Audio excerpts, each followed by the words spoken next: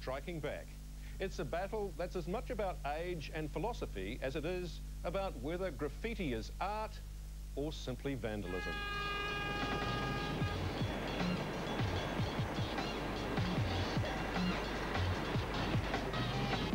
It's guerrilla warfare.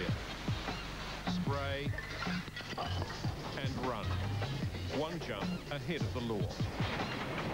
The graffiti writers colouring the city with what they call art. But to most people, it's vandalism.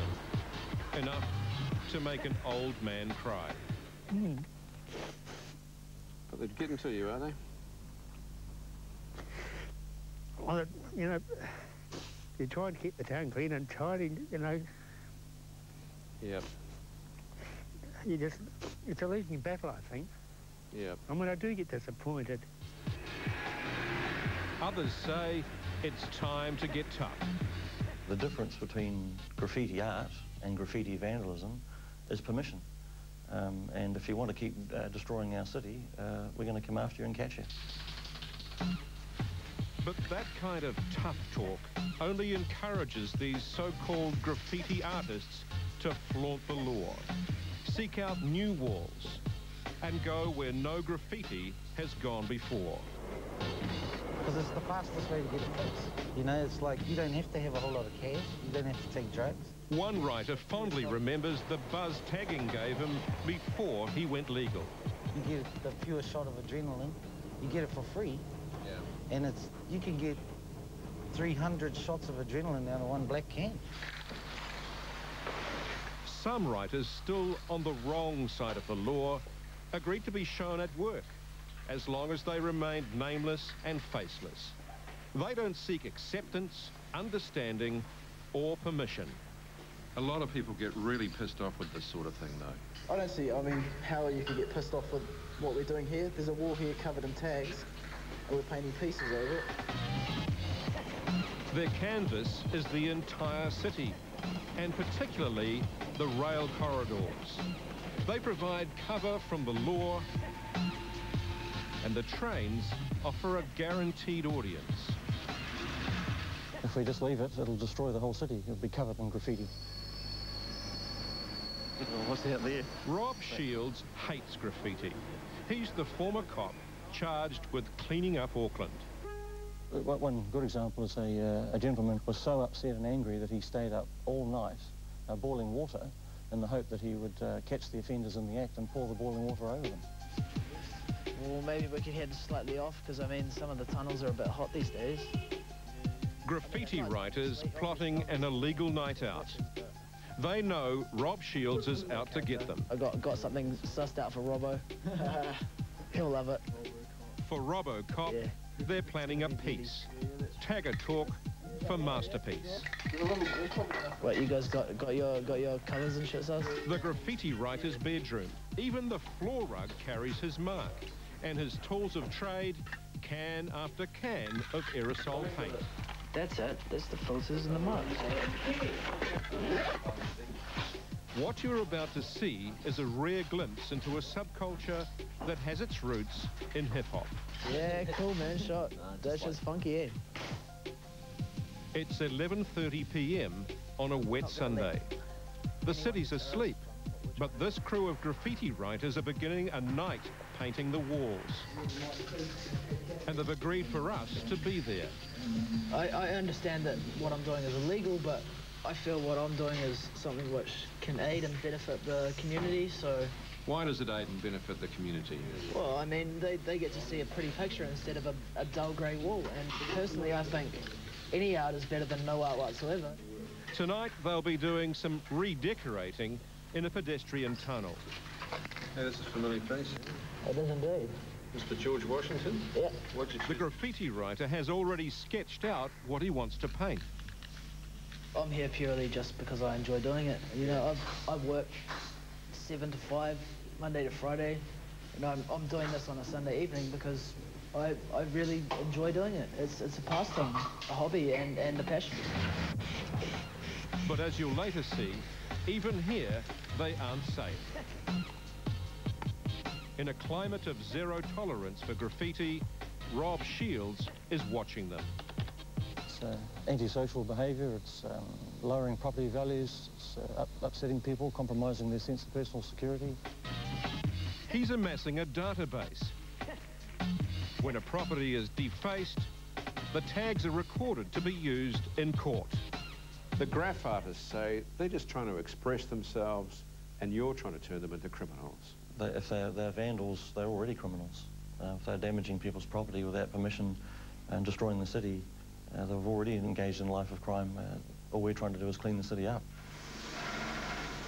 And in the front line of Rob Shields' battle against graffiti is a crew the taggers call the Buffers, full-time painting out graffiti, often the day it appears. But it's art. I assure you that a very small percentage of the graffiti fraternity actually have any real artist or genuine artistic talent. Because we're using spray cans, people will think it's crime rather than art. Personally, what I think I'm doing is an art form. If they don't appreciate what we're doing, then fair enough. That's their opinion. The whole culture sort of thrives on that hate from the public, you know. Are you worried about getting caught in here then? Well, I mean, you're always worried about getting another charge on your name, but You've already had one, I take it then? Not quite yet. I'm currently awaiting. You're awaiting? He didn't have to wait long for his next brush with the law. Even in the dead of night, a vigilante neighbour has spotted the crew at work and called the police. And with their arrival, panic.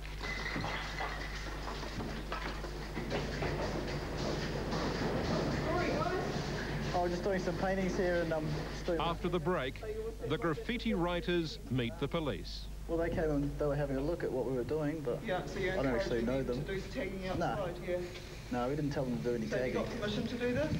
We talked to a guy from the council. Take your camera off, please.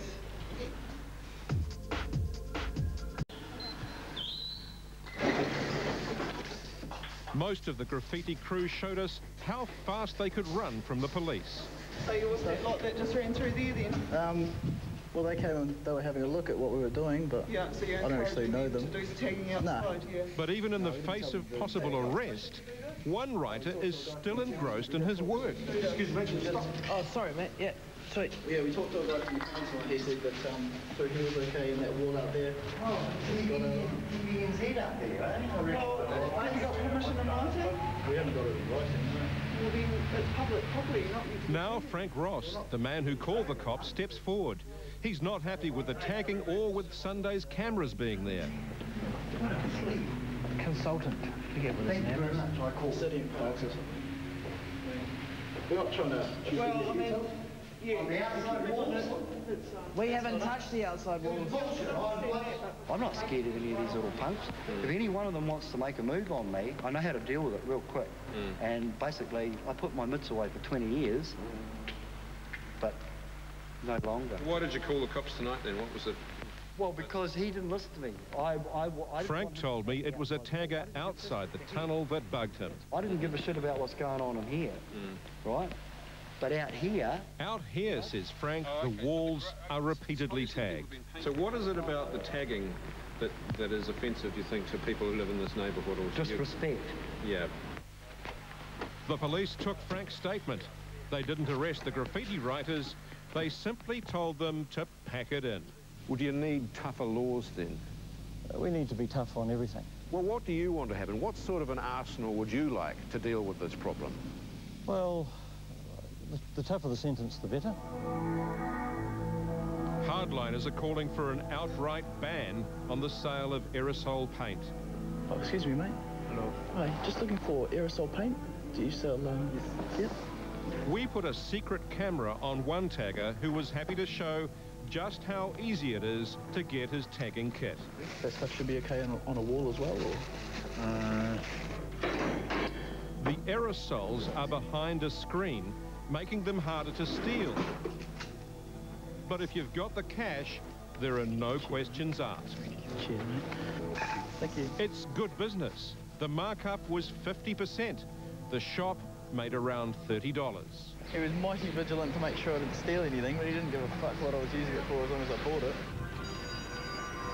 But as the shopkeeper pointed out to me, he wasn't breaking any laws. You know, you had a guy come in here just a minute ago and buy some cans. Do you ask them what they're using it for at all? Not really, no. As long as they don't steal it? Yeah, that's right. Yeah, okay. And this is what they use it for. These teenagers caught on camera tagging, they're now before the youth court. It's hard to see the art here. Piss off, you bastards. That's what I say. You bloody tag. I say, piss off, you tagging bastards. In South Auckland, tagging has got people like Maynell Waters very angry.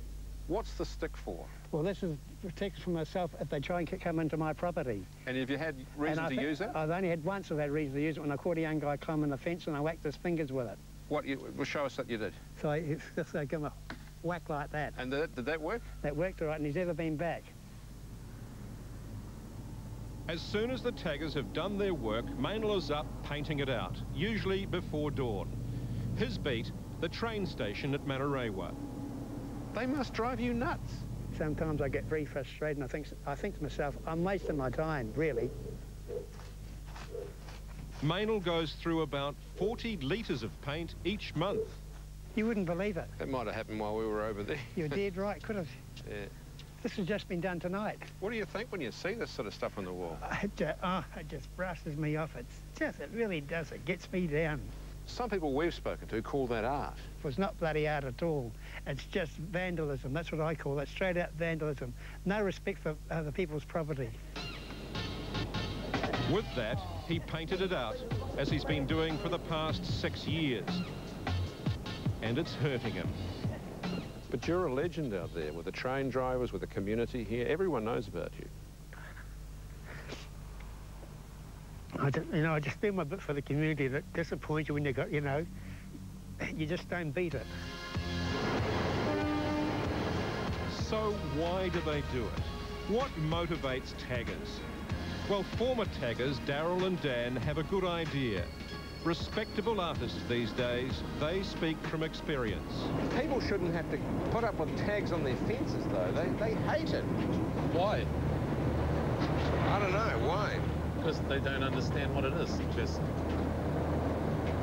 because I guess they believe it's disregard to their personal property. It is. They think it's a personal attack on them as a person.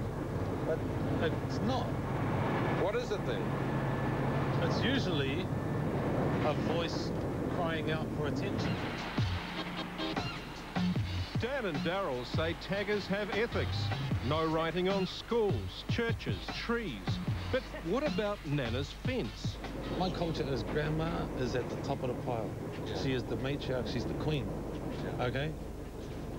Old people's homes, so people can have 2 Audis and put Nana in the old people's home. If they don't respect their Nana, then why should I? And why, they say, should they respect the rail corridor? That's fair game. We took Rob Shields into what's known as the combat zone. So, Rob, I guess these are some of your more prolific customers here on this wall? I recognise a few of these tags, John. In particular, there's one there that was arrested earlier this year and charged with a number of offences. Once one tag goes up, all the rest of them want a piece of the action as well, and a piece of the fame and notoriety, so it continues. Meanwhile, back in the tunnel, the taggers are totally defiant. Just 24 hours after being sent packing by the police, the war on the walls resumes. Basically because it was unfinished. Yeah.